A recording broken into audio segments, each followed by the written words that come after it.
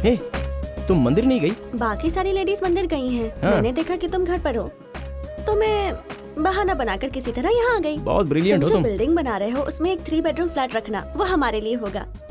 हमारी शादी हो जाएगी तो 3 BHK तो होना चाहिए। क्यों?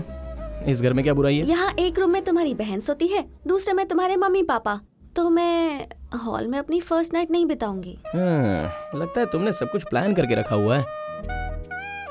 जब मैं स्कूल में थी तो मेरी क्लास में मोस्टली सबके गर्लफ्रेंड बॉयफ्रेंड होते थे। वो प्यार करते थे, घूमने जाते थे और सब कुछ करते थे। पर मैंने ये सब कुछ नहीं किया क्योंकि मुझे तो बस एक ही लड़का पसंद था। तब तो मेरी तरफ देखते भी नहीं थे और मैं तुमसे बात करने के लिए बहुत तड़पती थी। तभी मैं भी तुम्हें बहुत पसंद करता था। तो मेरे भाई की वजह से तुम मुझे अवॉइड करते थे? मेरे भाई को पता था कि मैं तुम्हें पसंद करती हूँ। वो हमें गलत नहीं समझेगा। इस साल मेरे एग्जाम्स खत्म हो जाएंगे तो पापा से बात करूंगी, वो जरूर मान जाएंगे। दरवाजा भी ठीक से बंद नहीं किया।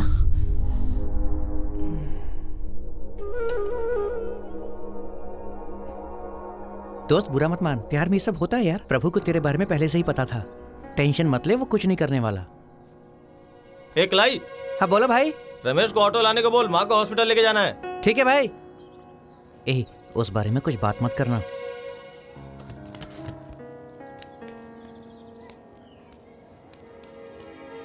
अरे भाई, इतनी भी क्या जल्दबाजी थी? नहीं यार, मैं तुझे पता नहीं है क्या तेरी लिमिट क्या है? कॉलेज में उसका एग्जाम आने वाला है और मेरा मामा गुस्सा हो के उसका नाम कॉलेज से कटवाने वाला है। उसकी पढ़ाई पूरी होने तक इंतजार नहीं कर सकता था क्या?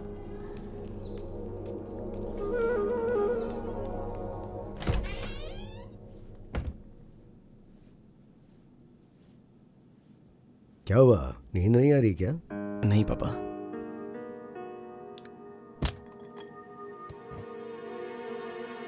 ये सब तो हर एक की जिंदगी में होता ही है, कुछ बुरा मत मानो। तुमने उस लड़की से बात की क्या? नहीं पापा, मैं प्रभु को फेस नहीं कर पा रहा हूँ। उसने मुझसे सवाल पूछा और मेरे पास जवाब ही नहीं था। मैं बहुत ही गिल्टी महसूस कर रहा हूँ। तुम्हें पता था वो उसकी मामा की बेटी है? और उसे पता था कि तुम उसके दोस्त हो? पता था। फिर तुमने किया ना। अब जो मैं बोल रहा हूं वो करो। हाँ, उस लड़की से जाके कह दो कि तुम उसके साथ हमेशा हमेशा के लिए रहने वाले हो। भाई जब वो कॉलेज आएगी तब उससे बात कर लेंगे, घर जाके बात करने की क्या जरूरत है यार। वो उसे कॉलेज नहीं भेजने वाले यार। प्रभु पहले से ही बहुत गुस्से में है, सोच ले एक बार। देख, इस मैटर को ज्यादा ना बढ़ाएगा तो ही बेटर होगा यार।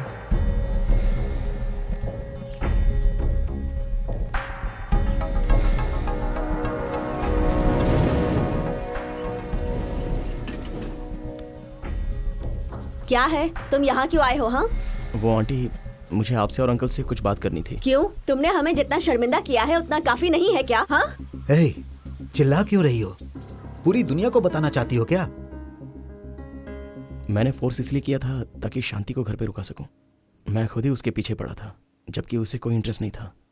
अगर मैं उससे कांटेक्ट करना बंद करूं तो वो मेरे पीछे नहीं आएगी। ये सब तुम मुझे क्यों बता रहे हो? उसे कॉलेज से मत निकलवाइए। उसे कॉलेज से निकलवाने की वजह तुम हो। शांति, अपने कमरे में जाओ। जाओ, कहा ना, जाओ यहाँ से। अंकल, मैंने गलती की है, इसलिए मैं यहाँ पर आपसे मिलने के लिए आया हूँ और मैं प्रभु का चेहरा भी फेस नहीं कर पा रहा हूँ। मैं बताऊंगा तो आप यकीन नहीं करेंगे। शांति, अरे क्या हुआ? नहीं, कुछ नहीं। आपको लग रहा होगा कि मैं उससे बात करने की कोशिश करूंगा, पर मैं ऐसा कुछ नहीं करूंगा। मिलूंगा भी नहीं और ना ही उसे फोन करूंगा और ना ही बात करूंगा। आप मुझ पर भरोसा रख सकते हैं अंकल। प्लीज आप उसे कॉलेज से मत निकलवाइए। मैं SIS कंस्ट्रक्शंस में असिस्टेंट इंजीनियर के तौर पे काम कर रहा था। अभी प्रभु और मैंने एक जमीन खरीदी है कंस्ट्रक्शन शुरू करने के लिए। मेरे पास दिमाग और काबिलियत है कि एक लड़की से शादी करके उसकी जिम्मेदारी उठा सकूं। उसकी पढ़ाई पूरी होते ही मैं अपने घर वालों को आपसे मिलने के लिए बुलाऊंगा, लेकिन इस वजह से मुझे रिजेक्ट मत करना अंकल।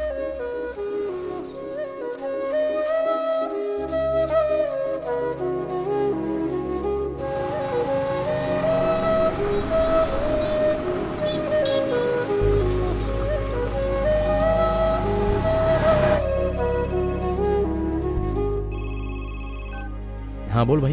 कंस्ट्रक्शन का काम कैसा चल रहा है? CMDA को मैंने अप्रूवल के लिए प्लान दे दिया है। 10 दिन में मिल जाएगा। थैंक्स। हम लोग साइट पे शाम को बोर्ड लगा रहे हैं, तू आ रहा है ना?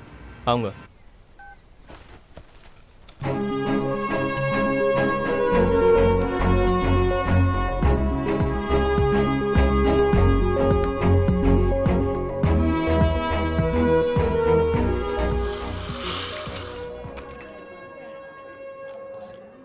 भाई हमारे पैसे निकल तो जाएंगे ना? ए, हमने बोर्ड लगा दिया यार, कल से फोन आना शुरू हो जाएगा। लेकिन सब बोल रहे हैं कि रियल एस्टेट का धंधा डाउन चल रहा है अभी। वो तो वैसा हमेशा कहते हैं, फिक्र मत कर यार। लेकिन आजकल बहुत सारे फ्लैट्स खाली पड़े हैं। हम 1 स्क्वायर फीट 4000 में दे रहे हैं, दूसरी जगह 4500 चल रहा है। कार पार्किंग स्पेस भी तो दे रहे हैं ना हम लोग। डिजाइन भी अच्छा बनाया है भाई। हाँ, देखना कल सुबह से इंक्वायरी आना शुरू हो जाएगी। हेलो एसपी कंस्ट्रक्शंस, जी हाँ बोलिए। फ्लैट की इंक्वायरी करनी थी। आपका ही कंस्ट्रक्शन है ना? हाँ सर बिल्कुल, मेरा ही कंस्ट्रक्शन है। मैंने कहा था ना इंक्वायरी आना शुरू हो जाएगी। देख ऐसा है कि अगर हम हाँ बोलिए सर। 2 BHK 3 BHK आपको जैसा चाहिए वैसा हम ऑर्डर भी दे सकते हैं सर। तुम्हें जो चाहिए वो करो, पर अपनी जमीन पे, किसी और की जमीन पे नहीं। क्या कहा? तुमने जिस जमीन पे बोर्ड लगा रखी है वो मेरी जमीन है। हेलो, हमने पिछले हफ्ते ही तो रजिस्ट्रेशन करवाया है। मैंने 2 साल पहले ही रजिस्टर किया है और सरकार से इसका अप्रूवल भी लिया हुआ है। जाकर चेक कर लो, समझ गए ना? ये क्या है? बड़े कंस्ट्रक्शन में पहले काम नहीं किया? तुमने उनके डॉक्यूमेंट्स क्यों नहीं चेक किए? ये आप क्या कह रहे हैं सर? जो जमीन तुम खरीद रहे हो ना, वो लिटिगेशन प्रॉपर्टी में आती है। कोर्ट में उसका केस चल रहा है। सर हमने खरीदने से पहले सब चेक किया था। क्या चेक किया है तुमने? ये जगह 2 साल पहले किसी और के नाम पे रजिस्टर हो चुकी है, उसे अप्रूवल भी मिल चुका है। पर 6 महीने पहले ही जयरामन ने भी उसे रजिस्टर करवाया है। पोजीशन लेने के दौरान ही उसे पता चला कि उस पर ऑलरेडी केस चल रहा है। सर ऐसे में आपने उसे अप्रूवल कैसे दे दिया? वो यहाँ पर रिफ्लेक्ट नहीं होता है। हमारा जॉब इतना है कि हम स्पॉट पर जाके डॉक्यूमेंट को वेरीफाई करें और करेक्ट हुआ तो अप्रूवल दे दें। ये सब तुम्हें इसलिए बता रहा हूँ क्योंकि तुम्हें पहले से जानता हूँ, वरना हमने तुम्हारा भी अप्रूव कर दिया होता। और जब बैंक से लोन लेते या कंस्ट्रक्शन शुरू करते तब तुम्हें पता चलता। सर तो अब क्या करें हम लोग?